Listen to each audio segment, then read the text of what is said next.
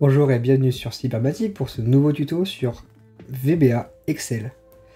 Quand on développe sur VBA, notamment avec l'enregistreur de macros, on peut très vite se retrouver avec des codes ou des macros qui sont très longs à exécuter, qui font scintiller l'écran et qui font des choses qui sont pas super jolies.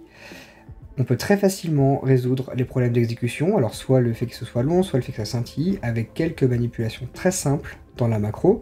Donc il faut juste savoir y accéder et utiliser quelques astuces qui sont bien pratiques pour alléger les macros, et c'est ça qu'on voit aujourd'hui. On passe à la pratique. Donc je suis sur Microsoft Excel avec d'un côté un tableau avec un chiffre A et un chiffre B dont je vais vouloir faire la multiplication dans chaque cellule. Il y a beaucoup de chiffres, ça va jusqu'à 1000, ce qui veut dire qu'on va faire 1000 fois cette opération de multiplication et de manière automatique. Pour ça, j'ai développé plusieurs macros, une originale qui est celle typiquement qu'on pourrait avoir en faisant un enregistrement de macro, donc quand on a l'onglet développeur, faire enregistrer une macro pour prendre la manipulation qui fait cette multiplication et en faisant une boucle logique juste qui permet de reproduire ces sélections et applications de calcul. Après, je vais te montrer d'autres macros, donc ça reprendra celle d'origine avec quelques modifications pour te montrer les différences d'exécution. Et histoire de voir comme ça fonctionne, on va faire des calculs, en fait de temps d'exécution qui vont permettre de voir la différence et le gain notable qu'on a en termes d'exécution. D'avance, sur la partie variable et calculation, il pourrait y avoir un gain qui n'est pas si fort que ça, du fait que, dépendamment de la machine, on peut avoir des choses qui sont pas très parlantes, mais il y a des équipements sur lesquels ça sera très efficace de bien gérer la partie variable et calcul. Donc, sur ma partie Visual Basic Editor, j'ai toutes ces macros là. Donc ça, c'est la première, celle que je vais utiliser. Donc juste pour montrer ce que ça fait. Je vais pas dans le détail du code, on le fera juste dans la dernière section. Il y a juste ça qui me sert juste de timer, c'est pour me montrer le temps d'exécution, et ça, c'est une petite fonction qui me mettra le message. Donc là, je suis sur ma step d'origine, et je vais sur la feuille 1, je sélectionne ma cellule, voilà, c'est ce qui vient de se faire, j'enregistre la valeur. Je sélectionne la deuxième cellule, j'enregistre la valeur. Je sélectionne la troisième cellule, et je fais la multiplication, ce qui me donne ce chiffre.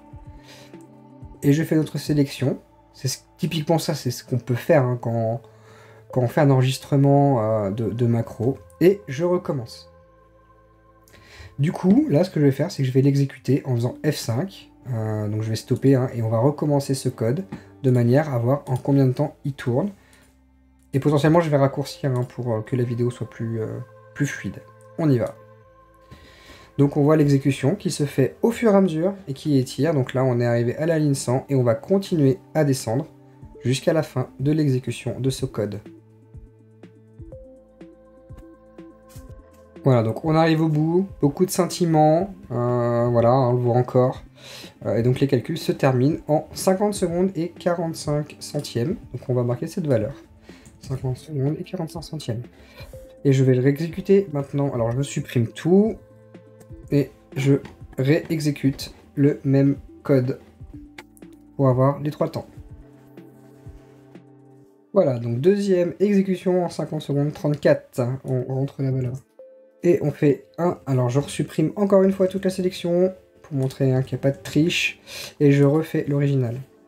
Globalement, faut pas se faire avoir. C'est pas parce qu'une macro fait beaucoup d'opérations, que ça change de fenêtre dans tous les sens, que c'est bien codé. Au contraire, donc voilà, faut pas se laisser avoir, il faut toujours optimiser quand il y a beaucoup de changements de fenêtre. Et voilà, 50-43 centièmes. Donc voilà pour cette macro brute que j'ai enregistrée et qui s'exécute comme elle peut. Mais on va optimiser tout ça donc via plusieurs méthodes. La première, donc là pareil, je vais tout supprimer. Et je retourne en haut, voilà. La première, ça va être d'optimiser les variables que l'on utilise. Du coup, voilà, les différents types de données, je mettrai un lien dans la description. On en utilise quelques-uns, donc les plus fréquents, ça va être integer pour les petits chiffres entiers, les longs pour les longs chiffres entiers, donc ça de 4 octets, donc il y a des valeurs qui sont potentiellement marquées ici. On va utiliser double pour les nombres à virgule flottantes, string pour les chaînes de valeurs. Par défaut, quand on écrit sur VBA, ça fait un variante. Donc ça veut dire que c'est quelque chose qui va définir lui-même. Donc ça nécessite un calcul à chaque fois qu'on va travailler sur un variante. Donc c'est ce qu'on va vouloir éviter. Donc, sur Visual Basic Editor, voilà, j'ai ce code. Donc j'en ai un où j'ai bien fait mes déclarations de variables. Ça veut dire que là, mon chiffre A, je dis que c'est un long, donc ça veut dire que c'est un chiffre entier. Mon chiffre B, je dis que c'est un chiffre entier. Et mon I, je dis que c'est un integer, donc c'est un petit chiffre entier. Et ça limite beaucoup en fait le taux de calcul. Donc là, on va faire les différentes exécutions comme on les a fait tout à l'heure. Voilà, on a, en faisant cette manipulation, gagné un temps considérable. On est à 37,50 en termes d'exécution. Juste en déclarant des variables. Donc on va vérifier ce calcul en réexécutant une nouvelle fois la macro. Donc je supprime l'ensemble des éléments. Et je relance. On arrive à la fin de l'exécution, on est en 50-40, donc on a des éléments qui se sont moins bien passés. Et on refait donc la suppression des données et on recommence une dernière exécution. On a un truc qui s'est mieux passé à la première exécution, on va voir comment ça fait à la deuxième. On arrive à la fin de l'exécution de la troisième, qui est à 50-23.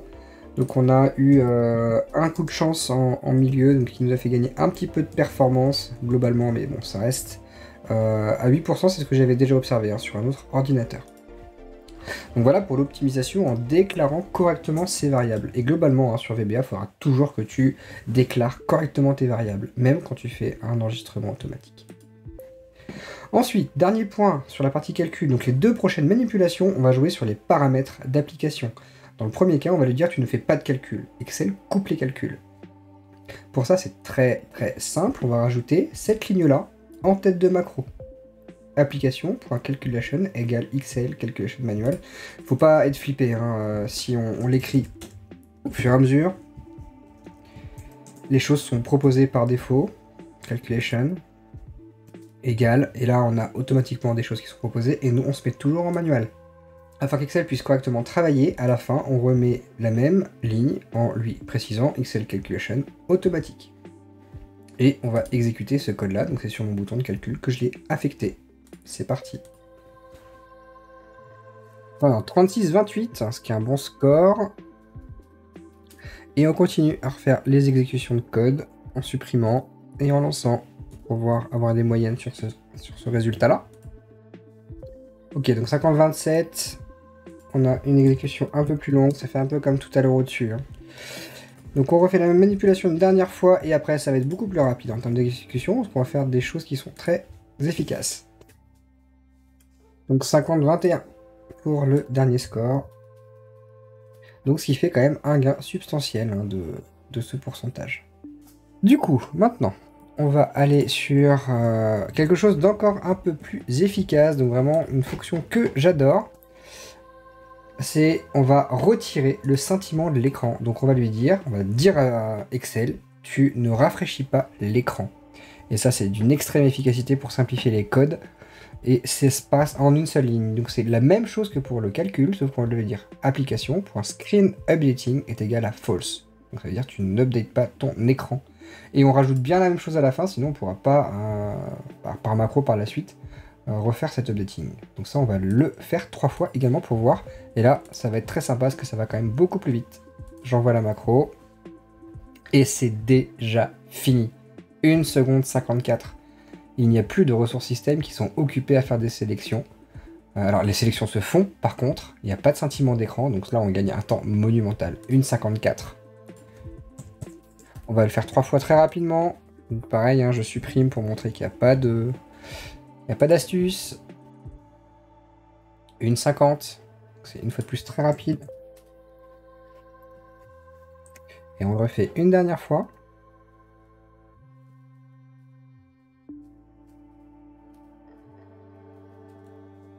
Hop, je mets à côté. Et 1,56.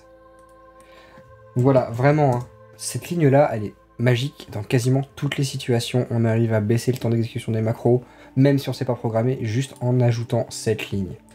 J'ai fait du coup, voilà, mon conseil, si vraiment tu ne veux pas toucher au code, ça va être de mixer les trois premières choses. Donc tu déclares correctement tes variables, tu dis si c'est des chiffres entiers, des grands chiffres entiers, des chiffres à virgule, tu dis si c'est des integers, du texte, voilà, il faut vraiment le communiquer au logiciel. Deuxième chose, il faut retirer la mise à jour de l'affichage, toujours pour le code. Ça évite le sentiment et ça simplifie beaucoup les calculs. Et enfin, on retire la partie calcul manuel. Et donc là, on obtient de fait des temps qui sont beaucoup plus acceptables pour l'exécution de ce code-là, et en plus, c'est plus agréable à l'œil. Une 53.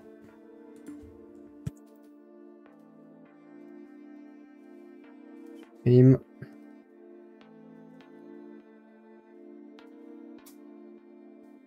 Une 49.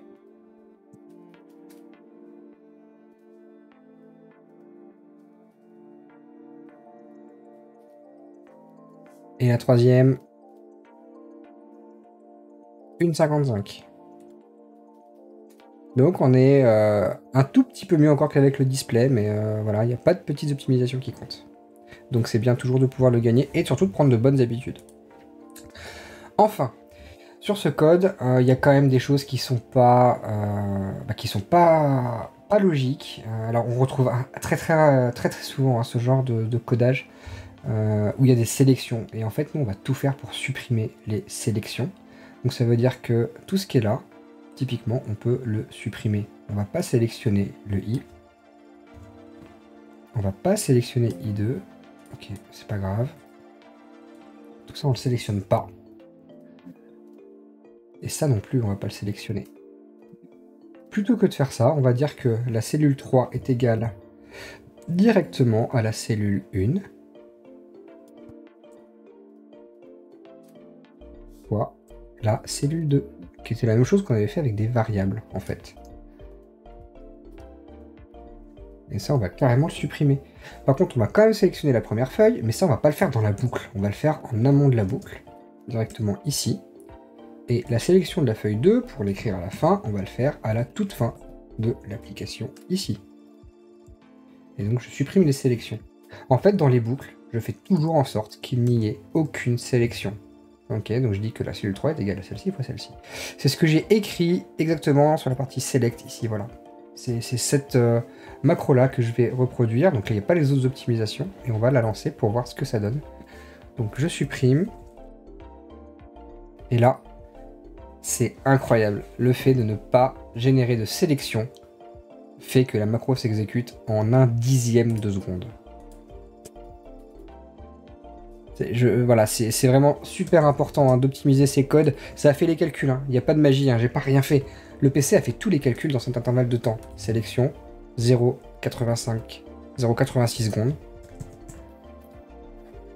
Je recommence, les calculs sont faits. Juste parce que je sélectionne plus.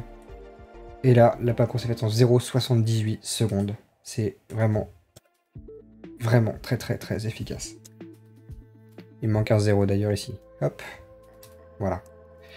Et enfin, donc quand on a compris ça, on va écrire entre guillemets la macro qui est optimale. Ça veut dire que non seulement on ne fait pas de sélection, mais en plus on retire les calculs et on retire l'update de l'écran et on fait une bonne déclaration, donc il y en a moins à faire. Et ça c'est censé tourner de manière optimale, donc même si les temps sont déjà très bas, on va voir ça. Donc on supprime. Ouais, là c'est incroyable, 0,0626. Le fait de faire toutes les optimisations, c'est quand même vraiment, c'est vraiment de la folie. 0,0547.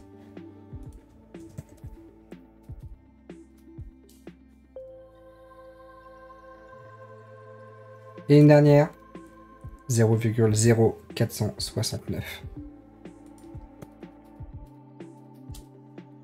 Voilà, donc avec quelques astuces, on a une macro originale qui tourne en 50 secondes. Je déclare des variables, je descends déjà de 4 secondes.